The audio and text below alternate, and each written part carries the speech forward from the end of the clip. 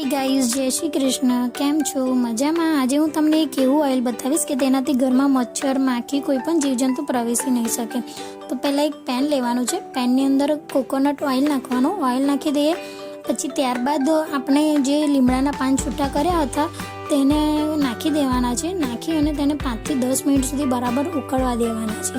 ज्यां सुधी पान एकदम काळा काळा ना थई जाय त्यां सुधी आपणे तेने उकळवा देवाना छे। અને ઉકળી જાય ત્યારબાદ તેને આપણે ઠંડુ કરી દેવાનું છે ઓઇલને। ઓઇલ ઠંડુ થઈ જાય પછી એક દીવો લેવાનો છે, દીવાની અંદર ઓઇલ નાખી દેવાનું। ઓઇલ નાખી ત્યારબાદ આપણે થોડું કપૂર લઈને તેને વાટી દેવાનું છે। વાટીને જ્યારે દીવો સળગાવવાનો હોય ત્યારે અંદર નાખીને સળગાવવાનું। પછી તેને કોઈપણ જગ્યા પર મૂકીને આપણે સળગાવી શકીએ છીએ।